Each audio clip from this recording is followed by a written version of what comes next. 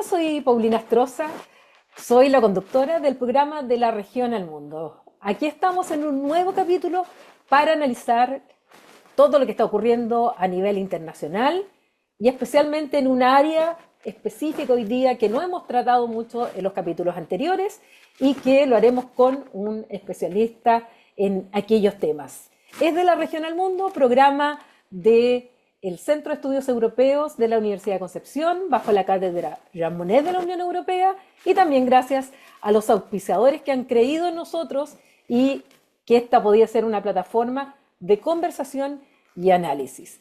Yo les contaba que este va a ser un capítulo que nos vamos a dirigir sobre todo a una zona del mundo que hemos visto poco, que hemos tratado de manera un poco más superficial en las entrevistas anteriores, pero que hoy día vamos a centrarnos más en lo que significa tanto el Medio Oriente como todas las zonas más cercanas a lo que es el mundo árabe, al mundo musulmán también, que no es lo mismo, ya lo vamos a ver, pero que obviamente es importante para lo que están ocurriendo en estos momentos, justamente en este sistema internacional que se está viendo bastante en turbulencia. Y para ello, hoy día cuento eh, con la agradable noticia de que acepta nuestra invitación, ya está en Chile, Gonzalo Montaner, quien es doctor en estudios americanos,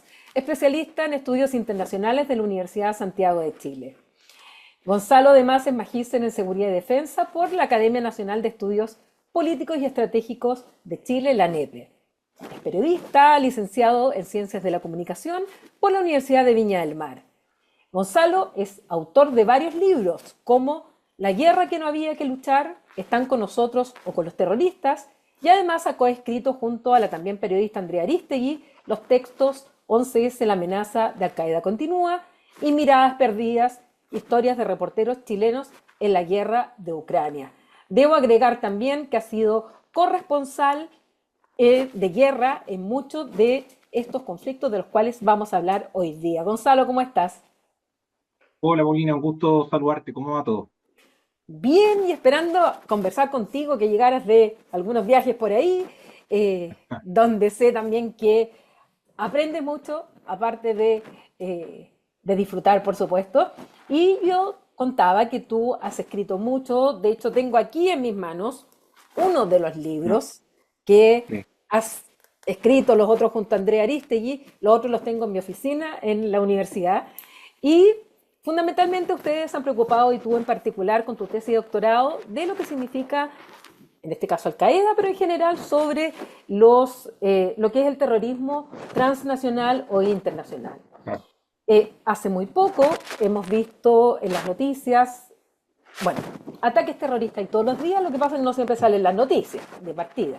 Pero hay uno puntual que me gustaría que partiéramos con ese, que es el ataque que sufrió India por parte de grupos terroristas de Pakistán y que elevó las tensiones hasta ver a dos potencias nucleares intercambiándose fuegos artificiales, lo que inmediatamente alerta al mundo. Tu mirada sobre Cachemira, que es la disputa territorial que tiene India con Pakistán, pero fundamentalmente los grupos terroristas que están operando. A ver, para responder la pregunta, yo creo que es importante precisar ciertos conceptos. Yo creo que hay que entender al terrorismo siempre como un método, no como una ideología o como contenido, sino que en distintos momentos de la historia el terrorismo siempre ha sido empleado. Pero siempre hay que tener en cuenta la orilla o el interés político para calificarlo o no. Por ejemplo, en la década de los 80, cuando los afganos y ciertos grupos, los mujahidines, que eran yihadistas, luchaban en contra de la Unión Soviética, había un apoyo de Estados Unidos y en ese minuto eran luchadores por la libertad. Cuando caen las Torres Gemelas y hay un cambio dentro de lo que puede ser el esquema político, pasan a convertirse en terroristas porque finalmente apoyan a Al Qaeda. Entonces, eso siempre va a depender del interés político. Ahora, yendo a lo concreto con el tema de la India y Pakistán, es un conflicto de larga latencia, que es post Segunda Guerra Mundial, cuando el Imperio Británico separa, digamos, lo que es la India con Pakistán, y también está Bangladesh, y tenemos a Pakistán con una mayoría musulmana importante, y la India queda también con mayoría hindú. Y en esa lógica, también dentro queda una población muy importante de musulmanes en la India, y al revés, ciertos sectores de hindúes también en Pakistán, no tan grandes. Pero, ¿qué ocurre? Que como pasa siempre en estas situaciones de particiones, sobre todo post-colonia, hay una zona que es Cachemira, que es donde se ha reivindicado tanto por la India como por Pakistán, y también incluso China, que tiene intereses, han reivindicado siempre ciertos sectores de Cachemira.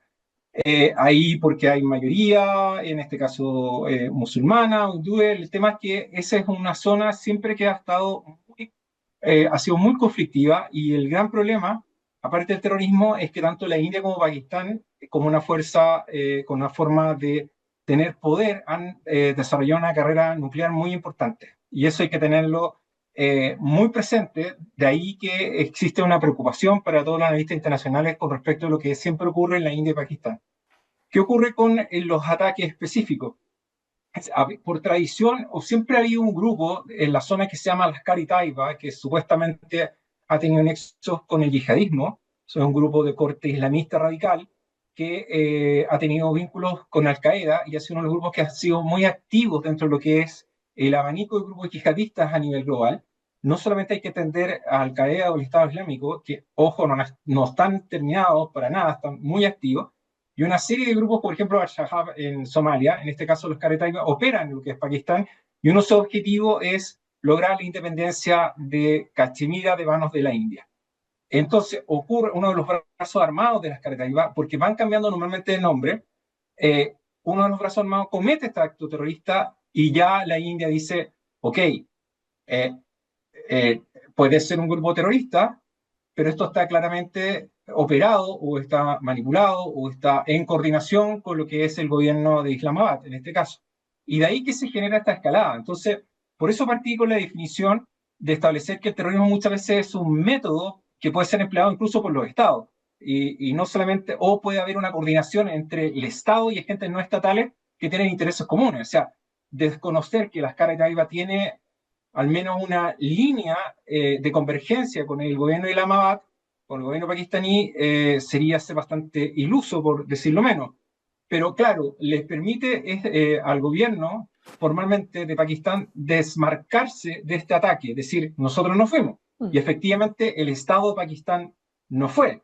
Ahora tendríamos que ver si efectivamente hubo una coordinación, y ahí establecerla es muy difícil, pero uno presume, como ha sido históricamente, y esas han sido las acusaciones muy, no solamente de India, de varios países, que las Taiba opera en coordinación, o al menos en relación, al menos con los servicios de inteligencia pakistaní. De ahí que la India escala directamente, dice, nosotros no es que no vamos en contra de las Taiba y su grupo y los grupos nuevos, sino que en el fondo establece su respuesta hacia Pakistán, pero con cierta medida, es decir, eh, hay una escalada, pero con cierta contención, entendiendo que hay un equilibrio bastante, en el fondo, si podríamos decirlo, compararlo con la Guerra Fría, hay un equilibrio en el cual la aniquilación de ambas naciones está latente, por ende quizá es uno de los periodos más estables, como ocurrió, y muchos autores de relaciones internacionales establecen lo que fue el periodo de la Guerra Fría. Entonces, esa es como la lógica de que además vuelve a generar este desorden mundial que existe, que es otro conflicto que no estaba dentro de lo esperado, del desarrollo de los conflictos que están totalmente en evolución en este minuto, que uno dice, bueno, ¿cómo podemos avanzar hacia una suerte de, por lo menos, estabilización de lo que son los conflictos a nivel internacional? ¿Cómo ves el hecho que haya pasado esto, después este conflicto entre India y Pakistán, que ha llegado a estos niveles después de 25 años, que fue la última vez que tuvieron digamos, un enfrentamiento tan caliente, y así como también lo que está pasando con Irán, con estos ataques a Israel, con lo que está pasando en la propia Gaza? con los ataques de Israel, respondiéndole a Hamas. Cómo estamos viendo también otros ataques que se están produciendo. Yo lo digo, todos los días uno ve en la prensa, sobre todo europea, en el cual están mucho más cercanos, por ejemplo, a toda la parte del Sahel en especial, en el que sí aparecen las noticias de ataques en Nigeria u otros lugares que no necesariamente nos llegan las noticias acá, y que son distintos grupos justamente que a través del terror están buscando distintos objetivos. ¿Tú crees que el hecho de la llegada de Donald Trump, que ha acelerado estos últimos 100 días, ya ha abierto muchos de estos conflictos también en estos últimos 100 días, tenga alguna influencia? Y al mismo tiempo, si es que el propio Donald Trump, porque Estados Unidos finalmente aplacaba muchas de estas cosas en el pasado, pero ahora se dan estas situaciones, pero al mismo tiempo Trump trata de detenerlas, trata de detener lo que está ocurriendo en Gaza, trata de detener lo que está pasando en Israel con Palestina, perdón, en el caso de India con Pakistán, trata de detener lo que está ocurriendo en Ucrania. ¿Cómo ves tú esta tal vez doble función que trata de cumplir Trump como desestabilizador y al mismo tiempo estabilizador de estos conflictos en el cual hay terrorismo también islamista involucrado? Lo que pasa es que, a ver, yo creo que ahí tenemos que entrar quizás a otra arista que tiene que ver con los conflictos internacionales donde el terrorismo es un eje muy importante. Yo creo que estamos en presencia de la reconfiguración de lo que conocemos como el mapa mundial de las relaciones internacionales. O sea, estamos en un momento clave donde van a haber cambios muy significativos en cuanto a las relaciones internacionales. O sea, y con una velocidad que yo creo que no era conocida debido, digamos, a que, por lo mismo que estamos comentando, el conflicto indo-pakistaní, se están desarrollando una serie de otros conflictos o están apareciendo otros conflictos que están quizás que son más desconocidos. Entonces, creo que hay un cambio en lo que son las relaciones internacionales. Yo creo que tenemos que definir y reconceptualizar lo que va a ser el modelo diplomático que está impulsando el gobierno de Trump y el mismo Donald Trump, porque de alguna manera ha tenido una velocidad el mismo de impulsar cambios, de generar influencia. Digamos, ha estado presente casi todos los conflictos tratando de resolver de alguna manera y hace un giro en 180 grados después, vuelve a cambiar, presta totalmente apoyo a Israel, pero después ahora, sin embargo, con la última gira que está haciendo en Medio Oriente, de alguna manera castiga a Israel o le manda una señal que no existe un apoyo pleno y se carga a la relación de los países del Golfo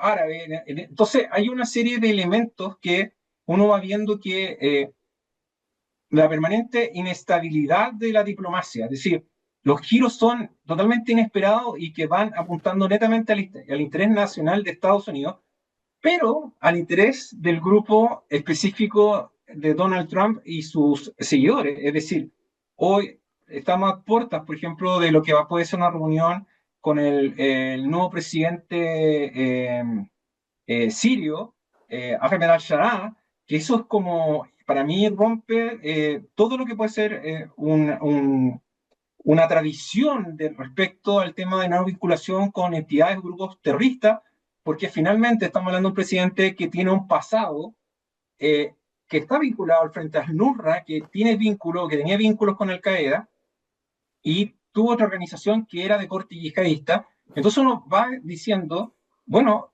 él se define como un presidente, en este caso, reformista, incluso cambia su nombre de guerra al Golani, que era de las alturas del Golán, y Ahmed al-Sharaa, y ese es el nombre, y se ha reunido con una serie de presidentes, cancilleres, y existe la posibilidad que se reúna con Trump. O sea, estamos hablando de una persona que estuvo en cárcel estadounidense en Irak, que es un yihadista. Es decir, el pragmatismo yo incluso dentro de la teoría de relaciones internacionales, no sé, ya ni siquiera cae dentro de lo que puede ser un neorrealismo. Entonces, No. yo creo que habría que incluso iniciar conversaciones con respecto a cómo se establece este nuevo modelo. O sea, pues pragmatismo, me cuesta, creo que en este minuto todos vamos a tener la academia va a tener que reflexionar, incluso nosotros que estamos acá en el sur, en el fin del mundo, respecto a cómo se está ejerciendo esta diplomacia, donde hay regalos, que al presidente Trump se le ofrece de los países árabes un avión presidencial, hay acuerdos en este minuto, se están firmando acuerdos comerciales por una cifra histórica de intercambio de tecnología, armamento, etcétera. Entonces, uno viendo estos eventos son muy rápidos, son cambios muy volátiles, es decir, no son políticas claras a largo plazo, sino que puede ir cambiando según la tendencia o según la situación que se dé.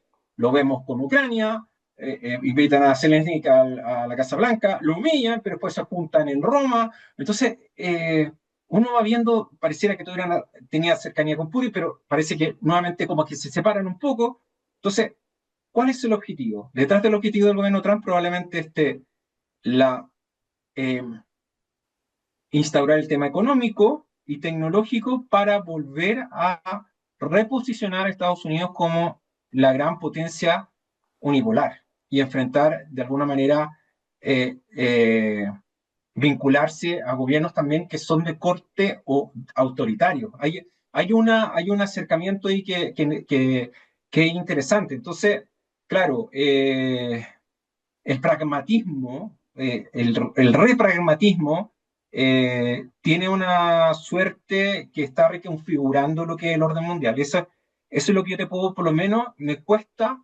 Yo creo que recién estamos viendo estos cambios, hay que ver qué pasa con el laboratorio, perdón, de Ucrania, lo que pasa me refiero como ejercicio en materia de relaciones internacionales, lo que ocurre con Gaza, la relación con Irán, y estos conflictos emergentes que están surgiendo, no hay que olvidar a Corea del Norte, todos los conflictos de África, los conflictos que ocurren en India y Pakistán. Entonces, en esta hay una suerte en este minuto que el mundo se está reconfigurando en cómo va a vincularse a este nuevo Trump 2.0 o 3.0. Disruptivo, un Donald Trump recargado, dicen algunos, porque claramente este segundo gobierno de Donald Trump no tiene mucho que ver con el primer gobierno de Donald Trump, donde estaban mucho más los republicanos junto a él, ahora están los trumpistas junto a él, incluso teniendo a republicanos connotados contrarios, como el mismo John Bolton, ex asesor de seguridad nacional de Donald Trump, o la hija de Dick Cheney, que votó en contra y que fue bastante castigada por el trumpismo ella misma. Entonces, en este sentido, cuando tú dices, se ve una cercanía incluso respecto de regímenes autoritarios y dictatoriales, llama la atención, o tal vez no llame tanto la atención, que el día de la liberación, cuando establece estas tarifas a 185 estados del mundo, no toca ni a Rusia, no toca a Bielorrusia, no toca a Corea del Norte, por nombrar algunos, y sin embargo a Israel, por ejemplo, le establece un impuesto unos aranceles del 17%, a nosotros el 10%, que es como fue el mínimo, la base que nos estableció el resto. Entonces, en este escenario también, ¿crees tú que, porque la verdad es que estamos, no solamente los analistas estamos descolocados, sino también los líderes que tienen que negociar con Donald Trump? Sí. Entonces, en esto de estar descolocados, no saber cómo tratarlo, porque ya se ha ocupado la del poli bueno y la del poli malo. O sea, encontramos aquellos que golpean y aquellos que le van a sobar el lomo y el resultado es impredecible.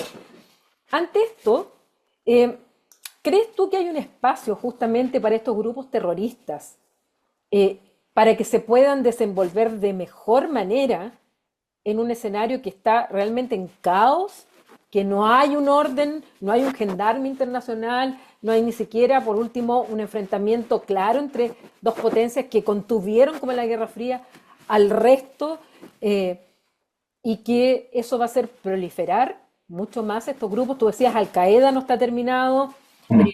El autodenominado Estado Islámico tampoco está terminado, cuando sí lo plantearon algunos en algún momento. ¿Cómo ves es eso de este caos sistémico por este Claro. Donald Trump y al mismo tiempo estos grupos terroristas transnacionales que siguen latentes y siguen ahí en algún momento que van a actuar en Occidente y van a estar y van a hacer noticias, pero que están actuando hace tiempo y no son noticias necesariamente, pero matan a personas todos los días. Claro, lo que pasa es que, como te decía, yo creo que tenemos que englobar esto entre lo que son los conflictos internacionales. Y en esa lógica, por ejemplo, hoy día, mientras preparaba la entrevista o mientras tú me invitas a hacer la invitación a esta entrevista, ya pasaron dos hechos realmente Sí. importantísimos, por ejemplo, como el término del PKK, el Partido de los Trabajadores del Kurdistán, que renuncia a la lucha armada después de más de 40 años, y uno dice, ¿qué está pasando? Renuncia a la idea de crear este gran Kurdistán y hoy día Estados Unidos levanta las sanciones en contra de Siria. Entonces, uno va viendo esas señales y hay que empezar a leerlas y generar perspectiva, es decir, qué es lo que va a ocurrir, que eso es lo que nosotros tenemos que generar, digamos, pensar en qué es lo que va a generar, qué consecuencias va a traer este tipo de decisiones, solamente por poner dos. Yo creo que, por ejemplo, los grupos terroristas que, o grupos, actores no estatales que tienen una agenda política muy potente, están leyendo lo que está ocurriendo, o sea, también están estableciendo nuevas alianzas, también de la nueva reconfiguración. O sea, por ejemplo, Siria estaría saliendo ya prácticamente del eje del mal, un país que se ha indicado como promotor y patrocinador del terrorismo, sale de esta suerte de eje del mal. Hezbollah, que es también para algunos países y varias entidades internacionales, es catalogado como al menos su brazo armado, como una organización terrorista, está bastante golpeado. Irán, que también se le acusa de ser parte del eje del mal, por un lado también está con una situación interna y externa muy compleja, o sea, están bastante complicados y no descartaría que en los próximos años o meses pudiera haber un cambio dentro de lo que es digamos, el régimen de la Ayatollah, pueden haber cambios bastante importantes porque ha tenido muchos reveses con respecto al tema de la política internacional. Entonces, uno va viendo que vamos a tener que dejar un espacio para estos grupos que tienen una idea global, como el CAE Estado Islámico, que en el papel no tienen mucha presencia porque han potenciado principalmente lo que son las agencias, lo que son los espacios locales, agendas locales y agendas regionales. Pero siempre está la posibilidad de que se lleven a cabo ataques en Europa o Estados Unidos, porque además el terrorismo tiene la opción de que ni siquiera tengan que ser personas de países, llamemos de Asia Central o de Medio Oriente, sino que de forma interna es más factible, es más lógico y es más práctico que se generen ataques y es altamente probable que se vayan a generar. El tema está en que, claro, son ataques que no sé, por ejemplo, en Rusia se han generado ataques, en Europa se han generado ataques, y eso toma la agenda una o dos semanas y después quizás se diluye en el tiempo. Pero hay que entender que la agenda, en este caso, por ejemplo, estamos enfocando en estos dos grupos terroristas, que por ejemplo Estado Islámico o lo que es Al-Qaeda, que tienen esta idea de la yihad global, que sus agendas son temporal y espacialmente muy distintas de lo que puede ser el mundo occidental. Entonces, ellos hablan de la guerra de 1000 años, ellos pueden estar 100 años haciendo este tipo de actividades y si no son ellos serán sus seguidores, incluso hablan de sus hijos, etcétera, etcétera. Entonces, esa cosmovisión espacial, pero también temporal, hay que, eh, no hay que mirarla con ojos occidentales. Y también hay que ver otras formas de terrorismo, porque también en Estados Unidos los ataques a Tesla, por ejemplo, hablan de un terrorismo doméstico y ya hace mucho tiempo que Estados Unidos está con un tema tanto llamémoslo así, para un lado quizás más radical, eh, fundamentalismo de cristianos, de grupos de raza blanca, en el fondo tienes esos grupos que algunos incluso se han declarado, algunos seguidores, no los grupos, pero que se podrían decir catalogados que tienen cierta cercanía con Trump, pero también hay otros grupos que en reacción también pueden generar acciones, como lo de Tesla, ya sea sujetos, grupos o ejemplo, atacantes solitarios. Entonces, hay que ver en esta reconfiguración qué respuesta van a dar ciertos estados, pero también grupos, actores no estatales, porque ellos también en esta reconfiguración, o sea, por ejemplo, ¿qué va a pasar con Siria? ¿Qué va a pasar me centro en Siria porque hoy la noticia estaba en el levantamiento de las sanciones, ¿qué va a pasar con los antiguos aliados y seguidores del presidente sirio que cambia su nombre de guerra y él dice que ha cambiado y se reformó, ahora es moderado? ¿Qué va a pasar con los seguidores o quienes creen que el yihadismo tiene que seguir en Siria y hay que seguir la guerra sectaria, etcétera, etcétera? Todo eso está por resolverse. Lo que ocurre en Afganistán. Yo creo que hoy, si hay un punto, Paulina, que tiene que ver con la llegada de Trump, tanto las monarquías como los gobiernos autoritarios, de al menos de Medio Oriente y de África, claramente se van a ver potenciados. O sea, sí o sí en este espacio se van a sentir mucho más cómodos porque tienen una serie de sintonías y vinculaciones desde el punto de vista político, religioso, etcétera, etcétera. O sea, tienen una forma de cosmovisión bastante común. Entonces, no hay tantas diferencias entre lo que puede ser la Casa Saudita con lo que puede ser un Donald Trump o con ciertos sectores de Estados Unidos, que uno podría ser fundamentalista cristiano y otros son fundamentalistas desde el punto de vista islámico. Entonces, hay ciertas sintonías y ciertas vinculaciones. Entonces, yo creo que hoy es la vinculación de las casas reales y de gobiernos corte más autoritario que sí sienten cierta sintonía y hay negocios, hay transacciones, hay intercambios, etcétera, etcétera.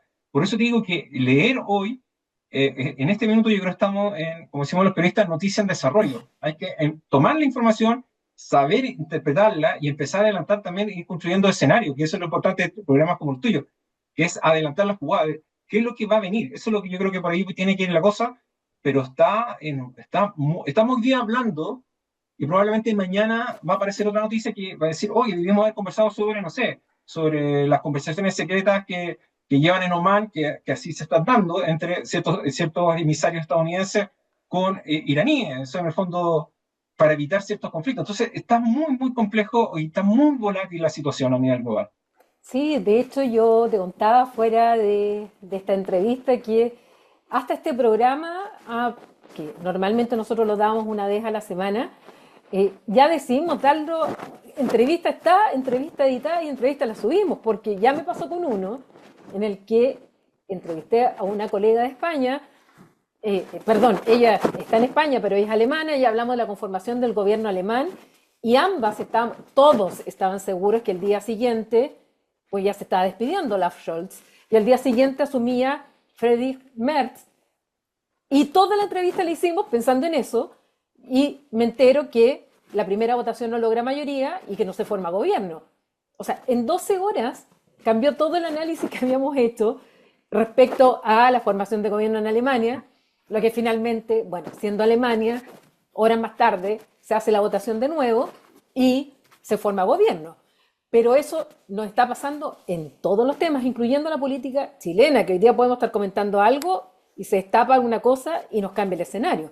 ¿Sí? Y en esto, claro que es difícil. Y tú lo planteabas en el caso de Trump y su vinculación con el Medio Oriente, con el Golfo Pérsico, con estos países, con las monarquías. Hay algo que yo hoy día reclamaba en Twitter.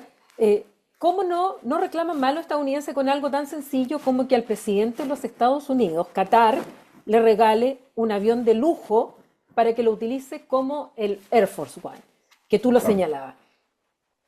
El primer viaje que tiene Donald Trump en este segundo mandato al extranjero es Qatar y luego Arabia Saudí, creo, o Emiratos Árabes, no recuerdo bien el segundo.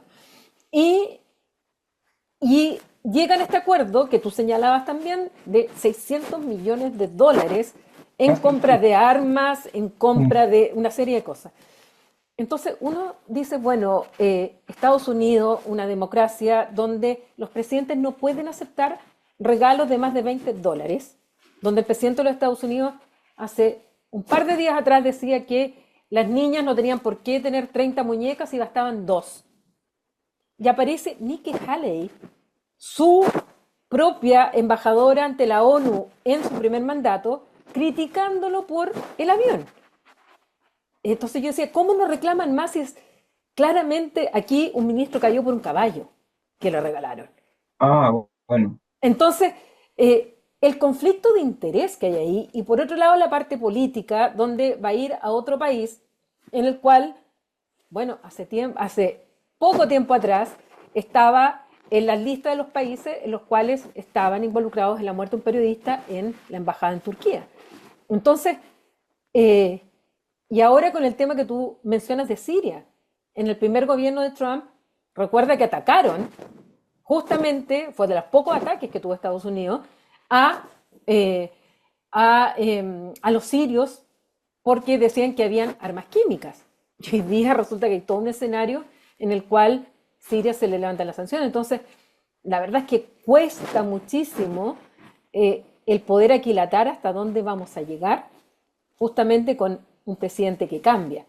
Ahora, frente a eso, y tocando el tema específicamente de Hamas, desde los ataques de octubre del 2023, con todo lo que ha significado la respuesta de Israel, la tremenda situación en la cual se encuentran hoy día los palestinos, particularmente los gazatíes, y ya con llamados del secretario general de la ONU, el propio nuevo Papa, señalando dentro de los primeros temas justamente la situación en Gaza. ¿Cómo ves tú la situación de Hamas? Porque en definitiva esos jóvenes que están en Gaza, que no tienen escuelas, no tienen hospitales, no tienen ninguna perspectiva de vida, o sea, matando a sus líderes, finalmente lo que van a hacer es que salgan nuevos líderes. Y Hamas va a terminar reforzándose en vez de eliminarlo. Lo mismo que pasó con Al Qaeda o lo que pasó con otros grupos que finalmente se crearon, incluso otros grupos como el propio Estado Islámico. ¿Cómo ves la situación que finalmente una represión tan terrible, finalmente en vez de terminar con los grupos terroristas, lo único que estás haciendo es creando más miedo en un sector de la población, pero más rabia, más tirria y más razones para combatir que para llegar a la paz? A ver, si uno lo lleva a la estricta discusión de lo que pueden ser los estudios de terrorismo modernos, uno establece que situaciones como estas son las que te generan mayor radicalización en la población. O sea, esto va a generar radicalización sí o sí. O sea, van a haber generaciones de palestinos que van a querer cobrar venganza producto de situaciones de odio, y eso, si es legítimo o no, eso lo podemos discutir, no es el objetivo darle una valoración Mm. a eso, pero que eso concretamente va a ocurrir, y eso se puede establecer desde la psicología, de la sociología y una serie de ciencias que van a establecer cómo las personas se pueden ir radicalizando. Pero claramente el componente político dentro de la radicalización es algo súper relevante.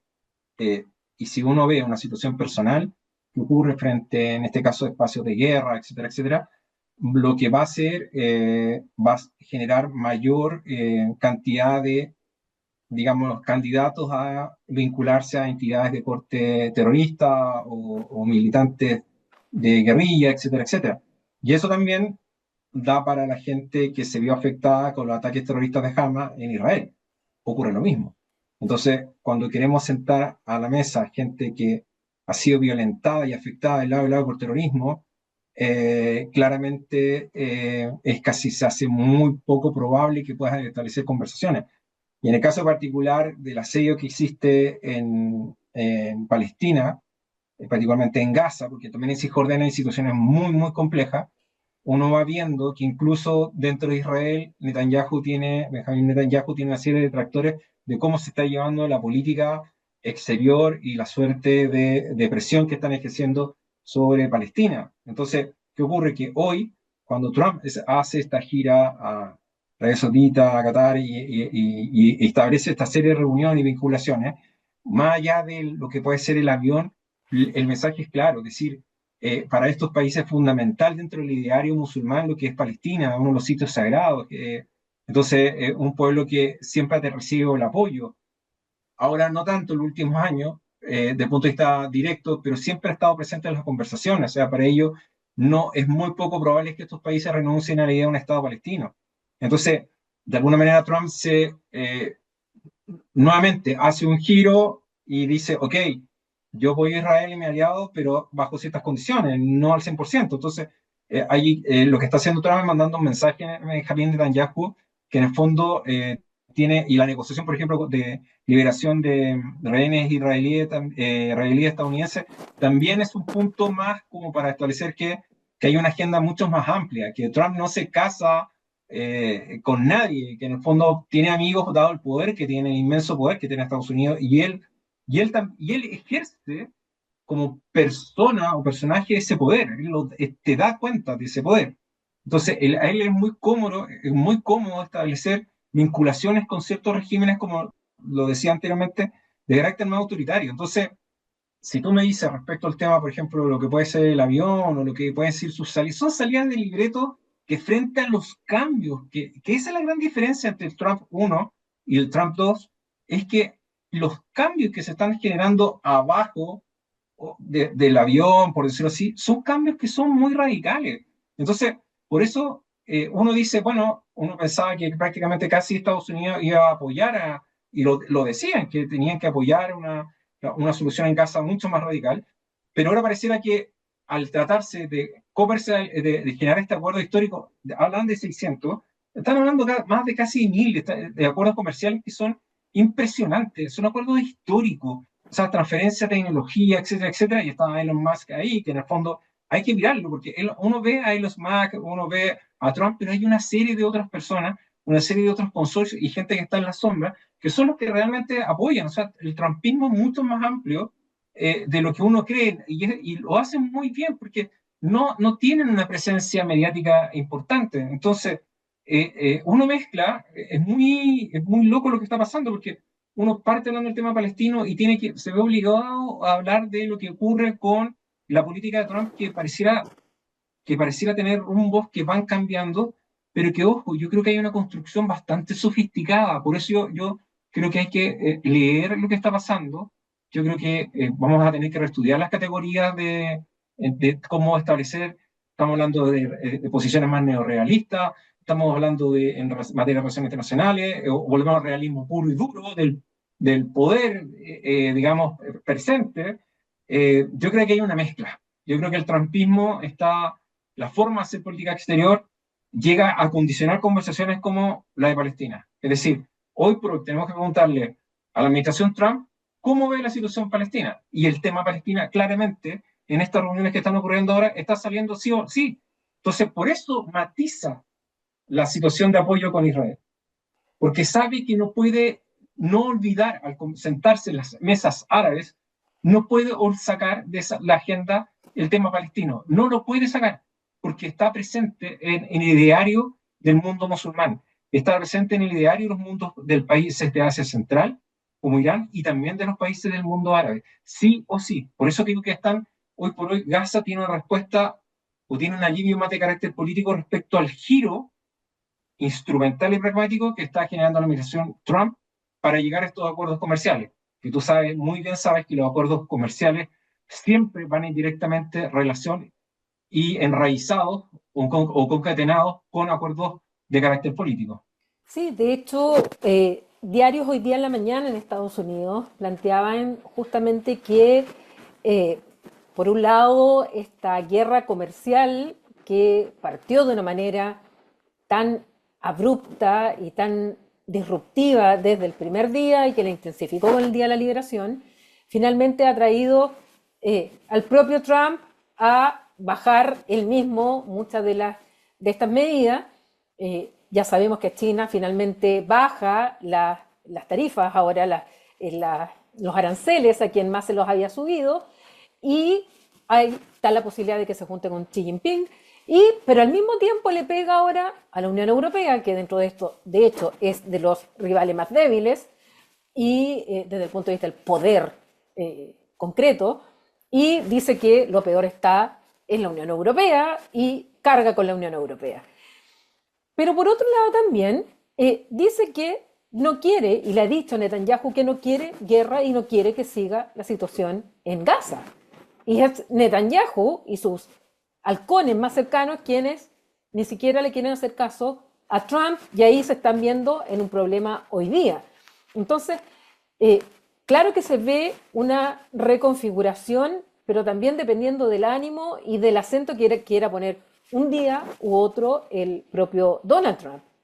Y en eso también te pregunto, Gonzalo, tú has escrito junto con Andrea sobre el caso de Ucrania, has estado muy involucrado en el caso de Ucrania también. Andrea estuvo en Polonia justamente reporteando cuando comenzó la intervención armada. ¿Y cómo ves la situación hoy día en Ucrania, en el cual estamos, cuando estamos grabando, insisto, cuando estamos grabando porque puede cambiar en media hora más, pero cuando estamos grabando, el presidente Putin dice que lo único que acepta ahora es negociar directamente con Zelensky, que probablemente estas negociaciones serían en Turquía, y que, por otro lado, no ha dado respuesta al plan de paz que le había presentado Donald Trump, y sí se plantea mucho más abierto Zelensky para eso, cosa que hace tiempo atrás era totalmente lo contrario. ¿Cómo ves la situación hoy día en Ucrania? A ver, yo creo acá que, yo insisto en un punto, yo creo que tenemos que estudiar esta nueva forma de hacer política exterior porque es muy agresiva, es muy de carácter Wall Street, muy, lo veo como muy por el área, tiendo a pensar y a teorizar con respecto a cómo vincular acciones de agresividad de corte económica, de vinculaciones con la bolsa, Como un lobo de Wall Street. venta de acciones, claro, hay una política muy de, y el tema está en que te puede resultar, es decir, puede resultarle a Donald Trump esta acción más agresiva, no quiero decir que agresiva con prepotencia, pero Más de más garrote. arriesgada, Más de garrote que de zanahoria, digamos. claro, pero en el fondo ya, juntémonos mañana y tomo el avión y quizás aparezca la reunión que supuestamente están tratando de generar en Turquía entre Zelensky y Putin y aparezca ahí para la foto. O sea, la reunión en el Vaticano con Zelensky da cuenta de esta suerte como de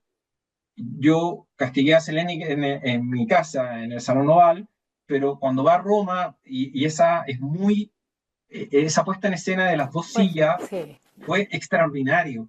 Entonces, también, y perdona, Paulina, pero yo nunca, no hay que pasar a la gente por loca o que, que no tiene idea, o que, no, no, no, no, no. Todo esto está absolutamente pensado. O sea, todo esto está absolutamente calculado. O sea, pueden haber cosas, arrebatos, ya, esto es una acción, ya va a pasar a la historia, el tema del avión, ya perfecto, pero vamos al fondo.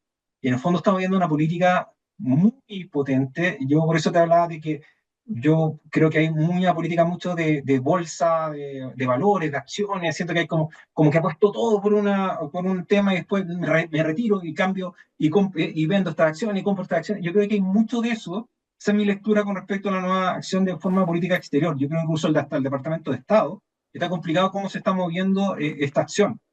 Pero en el caso, por ejemplo, acá también está apostando a qué ocurre con Putin y qué ocurre con Ucrania. O sea, es bastante. Yo creo que acá el gran perdedor Ucrania hoy es la Unión Europea. O sea, la debilidad que ha mostrado dentro del contexto desde el punto de vista del hard power y el soft power ha sido evidente. Es decir, hay una fragilidad desde el punto de vista, si uno lo lleva, por ejemplo, respecto al tema militar, claramente todos están ya endeudándose, generando deuda para poder armarse frente a un potencial, frente a una guerra que ellos ya estiman que en 2, en 3 años van a iniciar una guerra en alguna parte, probablemente con Rusia. O sea, hay una situación de debilidad que es compleja, porque nunca pensaron que Estados Unidos, en este caso Donald Trump, iba a dejar quizá Europa en esta suerte como del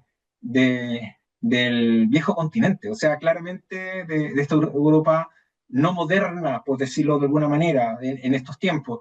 Entonces, si uno lo lleva a Como Ucrania, hablaba Donald claramente, Rumsfeld cuando hablaba de la nueva Europa y de la vieja Europa. y de la vieja Europa, Así los exacto, trató claro. para el Entonces, 2003, como bien lo sabes. claro, entonces uno lo ve desde el punto de vista de defensa y seguridad. uno ve que quizás Europa está en la situación más débil después de la Segunda Guerra Mundial.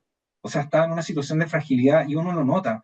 Y uno va, yo no, me ha tocado estar en países fronterizos, en la zona en la zona de los países bálticos, y uno va viendo que hay una gran preocupación. O sea, por un lado Finlandia se retira del tratado antimina, por otro lado hay una compra, Noruega se empieza a generar ya planes de defensa, ya se habla incluso de, se entregan instructivos, se ensalza mucho el tema antirruso, entonces uno va viendo que hay una preparación y muchos ya analistas, y tú bien lo sabes porque Unión Europea, digamos, tu amplio campo de desarrollo por año, ellos sienten que hay una amenaza, ya se hablan de analistas ya de 3, 4 años más o 5 años más podría haber una guerra potencial con Rusia, o al menos un conflicto relevante. Entonces, Ucrania es determinante para Europa, pero también se está dando una situación de cuál va a ser la situación de Rusia. Yo veo que o sea, va a depender mucho eh, Donald Trump a través de esta suerte, como ya sientes a negociar y logren la paz, va a ser muy complejo porque en el tema militar, el tema de los territorios que recuperó Rusia que a manos de Ucrania en el curso, yo creo que eso es fundamental de lo que va a ir cambiando, porque finalmente las zonas de Crimea, del Donbass, muchas de esas regiones que hay que entender que la guerra ucrania parte, tú sabes bien, en el 2014, no ahora. Entonces, uno cuando habla que el 20% del territorio está en manos rusas, si ya Rusia se queda con el 10% y Crimea se establece para siempre, es una tremenda victoria para, en este caso, para Rusia y particularmente para Vladimir Putin, porque si o sí le tienes que dar una victoria a Vladimir Putin, si no, no, Vladimir Putin no va a poder estar tranquilo frente a una solución. O sea, él necesita un desfile de la victoria en la Plaza Roja con respecto al tema de Ucrania. Y Ucrania, por otra manera, va a subsistir en la medida que Europa logre mantener ese financiamiento que tiene.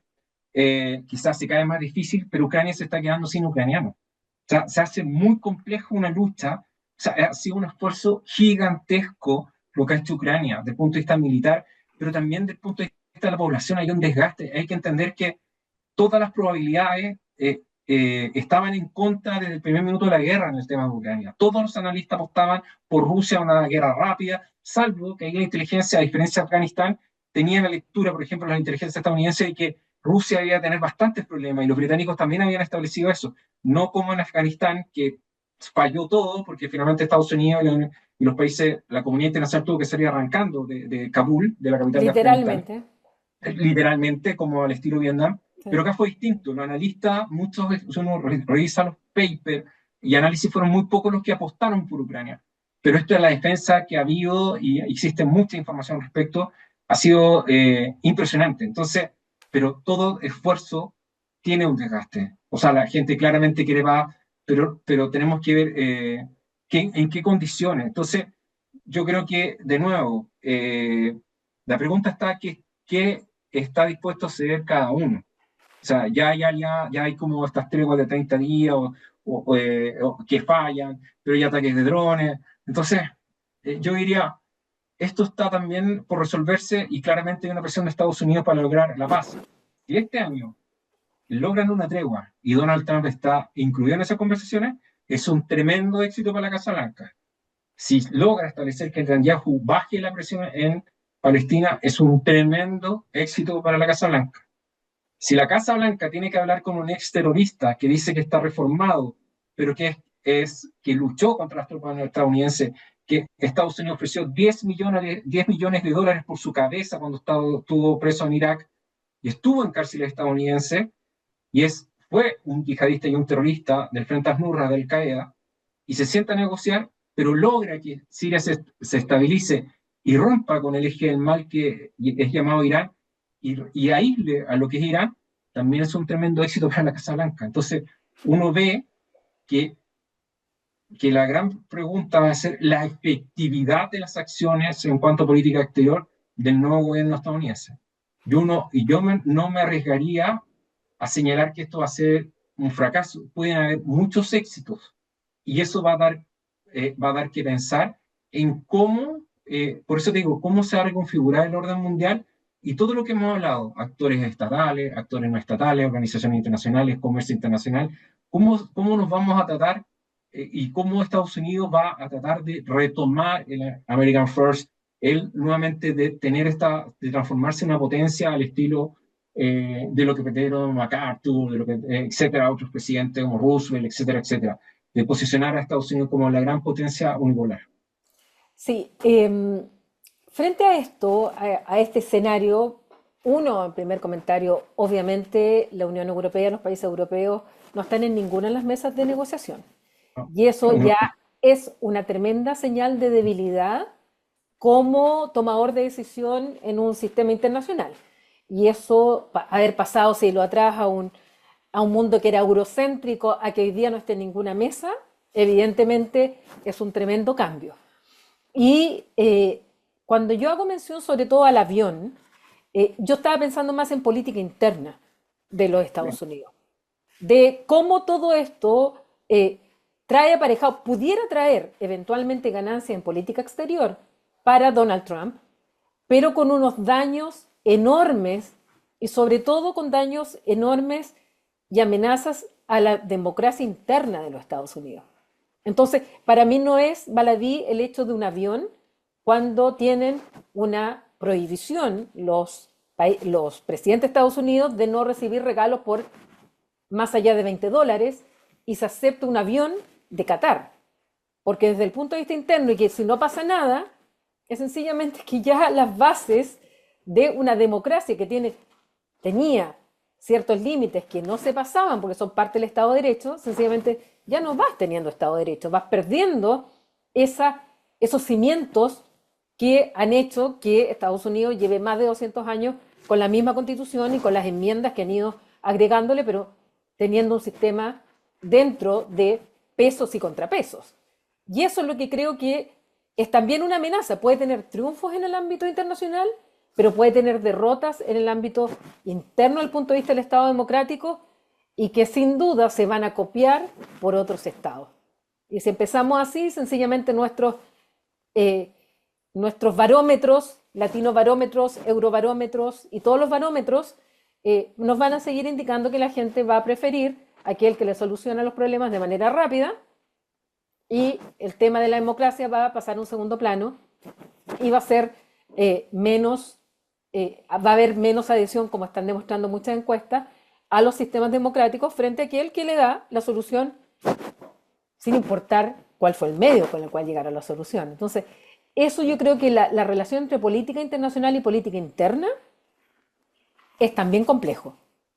Triunfo en el ámbito internacional ante este escenario que tú planteas puede significar una derrota tremenda. Uno, para el derecho internacional, porque si finalmente Ucrania cede y por medio de la fuerza Rusia se queda con territorio, cuando la conquista está prohibida, es una pérdida para el derecho internacional y el día de mañana cualquier Estado va a poder utilizar la fuerza de la misma manera para ganar un territorio. Y por otro lado, cómo la democracia también se va debilitando en el país que era como la base de los valores que trataban de representar como democracia. Entonces, creo que la vinculación política internacional, política interna también está siendo un elemento a analizar en nuestros futuros trabajos y que el laboratorio lamentablemente está ahí con una turbulencia tremenda. Y quiero llegar a Irán. Irán, que tenemos el tema nuclear, tenemos el acuerdo que se había llegado con el Consejo de Seguridad más Alemania, donde se había llegado a un acuerdo de levantar las sanciones, todo esto bajo el gobierno de Obama, donde Irán había aceptado justamente no seguir con el enriquecimiento uranio a cambio que se invirtiera en su país porque la situación económica estaba muy mala.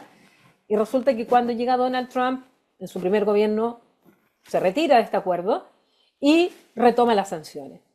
Y dentro de Irán se produce también, producto de esto, revoluciones que son aplacadas por un régimen también tiránico.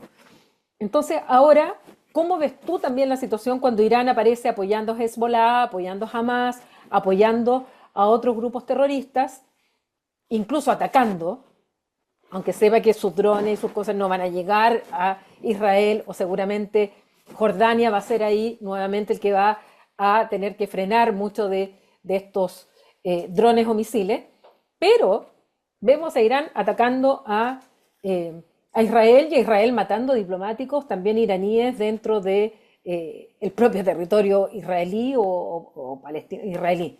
Entonces, ¿cómo ves también la situación de Irán? A ver, sí, mira, yo ante un punto, yo creo que sí la democracia a nivel global está en una situación en jaque. Sí, O por sea, yo supuesto. creo que en No, no este sé si en jaque, reordenamiento, pero bajo amenaza, sin duda. sí, sí, o sea, yo soy más pesimista porque creo que en este reordenamiento mundial, yo creo que la democracia tiene poco espacio. O sea, yo creo que, por eso digo que creo que es súper, yo entiendo lo que tú planteas con respecto al tema, por ejemplo, del avión, que yo creo que es un símbolo, va a ser un símbolo, como Mm. qué va a pasar. Y no creo que pase mucho desde el punto de vista interno. O sea, van a haber voces, críticas, sí, pero no va a pasar mucho. Sí, yo creo Exacto. hay que ver el comportamiento de la Corte Suprema de Estados Unidos, cómo han operado la justicia, los tribunales, cómo se han ido ordenando, y uno va viendo el tema de los derechos, etcétera, etcétera. Y yo creo que esto es mucho más complejo, mucho más, da para un año de cátedra con respecto a cómo las democracias, no solamente en Estados Unidos, sino que en muchas partes, y tú lo sabes mejor que yo, que es tu área de estudio, y yo creo que en esta nueva, que se han ido deteriorando, han perdido, o sea, por ejemplo, me acuerdo que una de las ideas de la administración de George Bush era llevar democracia a los países el gran proyecto era los países de Medio Oriente. Con Lisa Rice hablaba siempre de eso, eh, Dick Cheney también, de llevar las democracias a Medio Oriente, lo cual era no entender nada de lo que ocurre con Medio Oriente. Entonces, si uno lo conecta en este caso, por ejemplo, de llevar democracia a Irán, que es la pregunta que tú me estás haciendo, tú estás hablando que es un régimen, partamos por definición que es teocrático, que tiene una vinculación mucho más de carácter autoritaria. No, Entonces yo creo que, mi pregunta iba más hacia la población sí, que, que ha tenido revueltas grandes, pero pidiendo más pan, más comida, más techo, más, porque la pobreza es tremenda debido justamente a la situación económica que tiene Irán. eh, claro, lo que pasa es que, sí, por eso, Y por mayores eso mismo, lo que pasa libertades, es que, sí, también mayores claro, libertades han pedido. lo que pasa es que, como te decía, como un régimen autoritario, de carácter teocrático, la religión es muy importante. Entonces, siempre hay que entender que dentro de los países, Irán es un país de carácter persa, con otra historia, y que siempre ha tenido una presencia imperial o una presencia muy grande. Tiene una historia que Irán, ellos se sienten herederos como una Roma, por decirlo, en Asia Central. Y claro, hoy las protestas fundamentalmente internas en Irán van por el tema de los derechos civiles, y hay una serie de grupos, también kurdos, en zonas de grupos árabes, que siempre han estado, incluso tienen grupos o movimientos vinculados a terrorismo, pero no se tiene mucha información porque claramente no hay libertad de expresión. Entonces, en esta lógica de Irán, la situación interna puede caer porque claramente el régimen de la Ayatollah ha tenido una serie de reveses en términos de política exterior, que también tiene incidencia en la política interna, porque quiero decir algo, o sea, quiero hacer un paréntesis. Netanyahu, la administración de Netanyahu ha tenido una serie de éxitos que han sido notables, atacar a Hamas, a Hezbollah, Siria y Irán, que eran toda esta suerte como de grupo, abanico chiita, que estaba que amenazaba la existencia de Israel y que dentro de su declaración estaba la eliminación de Israel. Prácticamente toda esa amenaza, si algunas las eliminó y algunas las disminuyó en forma realmente impresionante. En ese sentido, hay que tener presente que el gobierno de Netanyahu ha tenido mucho éxito en contra de sus enemigos directos, que eran en este caso el mundo chiita. Entonces, si uno lo lleva a Irán, Irán, por el contrario, ha retrocedido, es decir, se ha alejado mucho más del mar Mediterráneo, entendiendo que Irán ha sido uno de los principales sponsors de Hamas, de Hezbollah en el Líbano y de Siria. Siria ya no está, Siria ahora entró Qatar, Turquía, Arabia Saudita, pierde la influencia de carácter chiita, porque era un régimen alawita, el de Bashar al-Assad, el expresidente que fue derrocado, pierde la influencia en Hamas porque claramente Israel está en una presión gigantesca en la zona de Gaza, y Hezbollah se ha visto muy disminuido a tal punto a tal punto, que es lo más impresionante, Paulina, que incluso ya algunos voceros han hablado de la desmovilización del brazo armado de Hezbollah, respetando los acuerdos de Taif, que eran de casi la década de los 90. Y uno dice que no lo respetaron porque todas las milicias se desarmaron y ellos no. Entonces, que Hezbollah esté hablando de desarme es algo para nosotros impresionante. Entonces, uno ve Irán, dice, ok, revés, revés, revés, y eso claramente, dentro de los mismos ayatolá, que hay distintas posturas, claramente tiene una disidencia, y uno ve que hay que ver con la poca información, es qué está pasando dentro de la interna, porque claramente la juventud iraní quiere romper esta teocracia, que tiene carácter más dictatorial, y quiere espacios de libertad. Entonces, puede ser que toda esta configuración también golpea a Irán y se vea obligado a introducir reformas que son parte de las primaveras árabes. Yo le llamo tormentas árabes porque son procesos revolucionarios o pre-revolucionarios, muy similar, o también acciones de estallido social. Entonces, claramente hay una incidencia muy importante en Irán que sí o sí se ha ido acrecentando. Entonces hay que estar súper atento, muy atento a las acciones con la poca información que tenemos de qué está ocurriendo en Irán.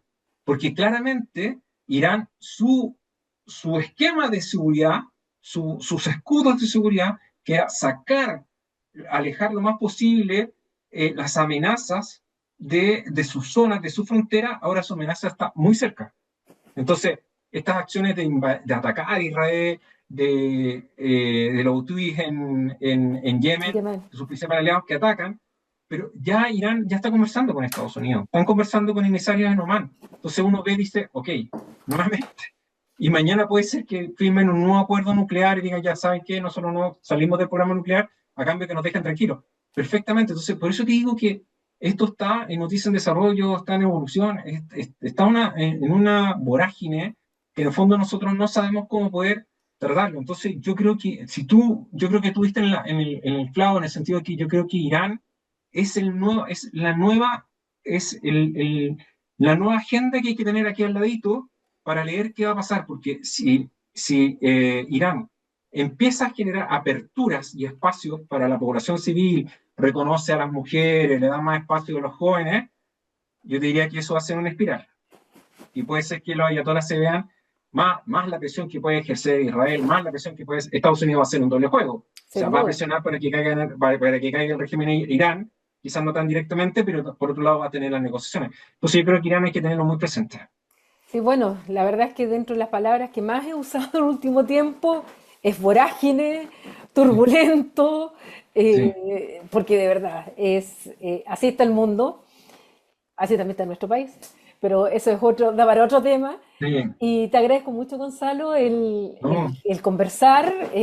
Vuelvo a recomendar todos tus libros ya, y partiendo por este y los anteriores que mencioné al principio de esta conversación, Miradas Perdidas en el caso de Ucrania, y todo el análisis que tanto tú solo o con Andrea Aristegui han hecho y han aportado muchísimo a que de una manera bastante comprensible puedan también un público mucho más general y por eso que han sido también éxito de ventas. A la máquina de editores también felicitarlos por el trabajo que hacen, de que nos permitan tener una lectura de lo que pasa en lugares que no necesariamente vemos en las noticias y no necesariamente están en la pauta de los canales de televisión.